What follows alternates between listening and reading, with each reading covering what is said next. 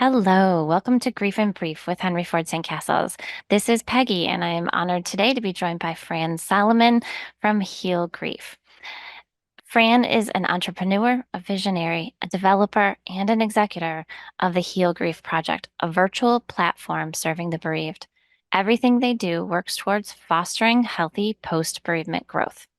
Programs include Let's Talk Death, Actively Moving Forward, and the AMF app, a way for grieving individuals to communicate with others having similar losses because they too are grieving a death loss. All right, welcome, Fran. Thank you for joining us today. We're happy to have you here. Thank you so much, Peggy, for having me. We would love to just start with tell us about your programs.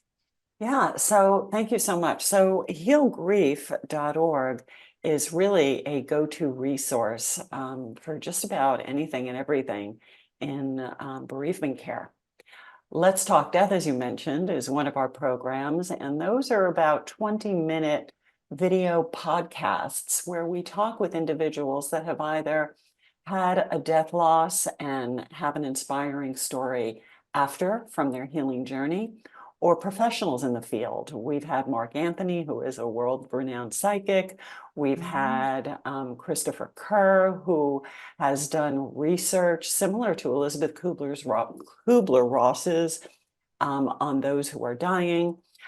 So there's a very eclectic group of really interesting interview videos that people can listen to there.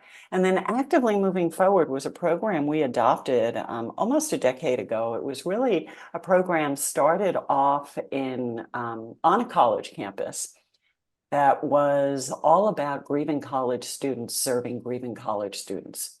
And in their heyday, they were serving, I want to say, over 3,000 young adults, grieving college students on about 200 campuses. But as progress and modern technology got in the way, we found that the chapter campuses were going away. We identified that the grieving young adult, grieving college student from 20 years ago grew up on human connectivity only to be introduced to a device when they were in college, whereas today's college student, really that's their primary means of communication. And the college student today also is very different in the sense that they're not just a college student. They're juggling so many things. They're juggling work. There are so many added burdens that a college student has today than they did then. So our college students said, we really want something different. If this is going to work, if Actively Moving Forward is going to be a program that we can stay part of, we want to be virtual. We want to, excuse me, we want to be more 24/7 digitally. We want to have access to a larger network, which was a great task to us in being able to serve them. We created an app, and this app was really meant to serve grieving college students. And then we opened it up to all young adults. We figured, wow, here we're giving them the mode of communication that they thrive on. Let's create this virtual platform. It's really a social media platform for people that were grieving. And it turned into something so much more. But to take a step back from that, we developed it in 2019. We launched it in January of 2020. These dates are relevant. Wow, yeah, they are. And then we started actually doing virtual support in February of 2022. And we actually had tremendous criticism from most bereavement care professionals and institutions arguing, how can you take this human concept of connection and make it so impersonal and virtual? And then COVID hit and lockdowns came about right around April of 2020, which all of a sudden made us the darling of the industry, because most traditional models were really struggling with how to stay connected to the people that they were serving and how to keep the people they were serving connected to each other. Right. So that put us into a whole different league. And Peggy, by no means do I suggest that virtual support should take away from that individual touch. I think that's crucial. But if you think about it, a lot of people weren't able to access that virtual touch support, either because of geography or perhaps there were physical handicaps, or one might not have been able to drive. And if you think about it, when one is bereaved, the thought, the exhaustion of driving a half hour, 45 minutes, an hour to a center, to then for 1 hour once a week or every other week to open and share, to then drive back is really overwhelming in itself. So what we've provided was a place where people can connect, albeit virtually, but sometimes people are calling in from their bedroom hugging a teddy bear, or from Yeah. the comforts of their living room with a cup of tea or hot chocolate.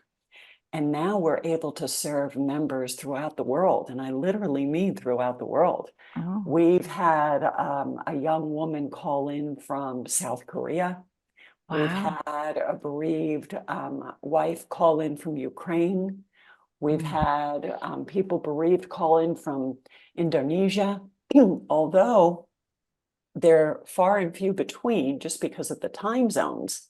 We are serving people globally, and that is for me just a gift that we're able to receive, to be able to serve them.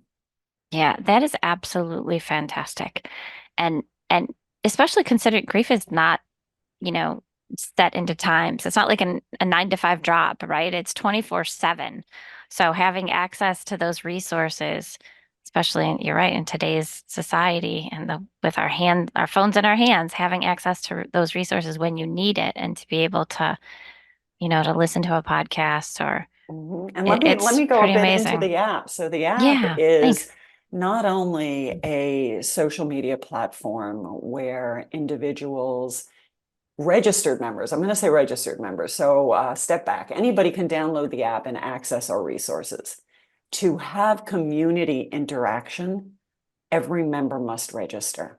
And we do that for the safety of our members. We have a system where we verify data points. If we can't verify certain data points, we will block the user and ask for more information, because we want to do the best job we can to ensure the authenticity of our members.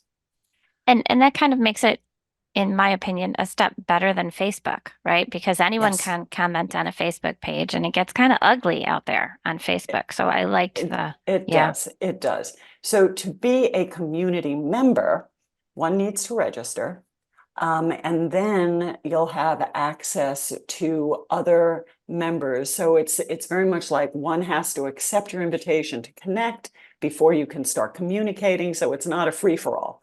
I mean, it's thought out. One needs to accept an invitation, and one can always block someone should they choose to at a later time. But it's a way where people can, very much like text messaging, communicate with each other. It's a database filled with resources that are second to none, that go well beyond the resources of Heal Grief. It is informational, where people can read material, watch Let's Talk Death episodes. And it is a place, we also use it as a notification center to send inspirational quotes daily. So some members sign on and are in the background, and they just receive our inspirational quotes, whereas others are very engaged. We have a place on it that is very much like a Facebook feed, where people can post to the community and interact with a post. It's also a place where people can sign up for virtual support. So when we started, we were able to offer maybe one group a week. Today we are doing about 5 groups a week, because we have wonderful, amazing volunteers that facilitate our groups. We have groups that are relational specific, such as child loss, parental loss, spousal loss, and sibling loss. And then we have groups that are non-relational specific, a death of a friend, a death of a grandparent, a death of a special person in your life, whoever that might be. So regardless of who that person was, you can participate in the group. We do say who that person was.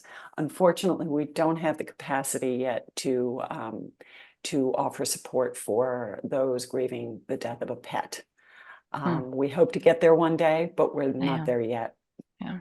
And after every group, we form group connections and chats, and it's wonderful to see in the background all these conversations that continue to happen and the support that goes on. And people sometimes branch off and form their own chats and their own groups. And we've heard stories of new lifelong friends that Mm, people have to journey with. And sometimes when that happens, we don't see members anymore. That's okay. We've done our job. that's the We've goal. connected someone.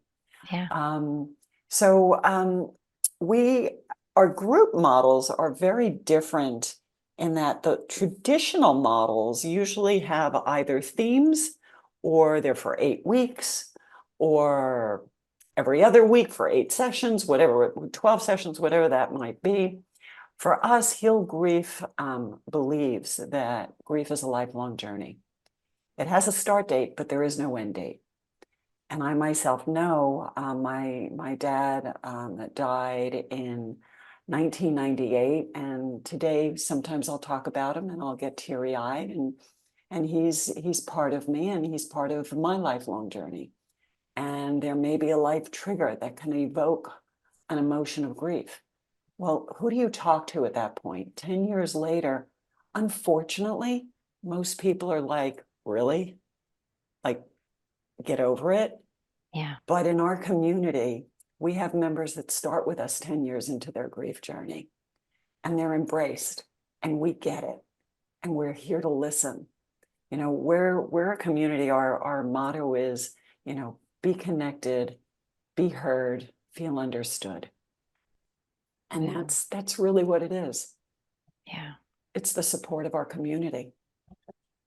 Well, that's such a gift to our world today because I do think our general culture here is sometimes that grief is not talked about and you need to get over it quickly and just a really uncomfortable feeling around anyone. If somebody has experienced a death, people don't know what to say. So giving people a place to have that community, 2 days after a death or 10 years after death is significant. I'm a huge fan of the quote from WandaVision. I don't know if you saw WandaVision, but in WandaVision, Vision, one of the characters, makes a quote something to the effect of, "What is grief if not love persevering?" And Exactly. yeah, so even that 10-year, I had that same thing with my parent. I was thinking of my parents last weekend, and it's been a number of years, but I was just like really just having a moment on a walk, really missing them. And that is okay. That means that their It's life had impact on me, and they're still having impact on me. So honoring it's that. Mm, very okay. They say that there are two deaths.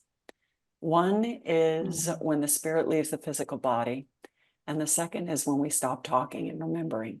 mm. Yeah. Well, let's not stop talking and remembering because those are the people who influenced us and made us who we are today. Very Yeah. true.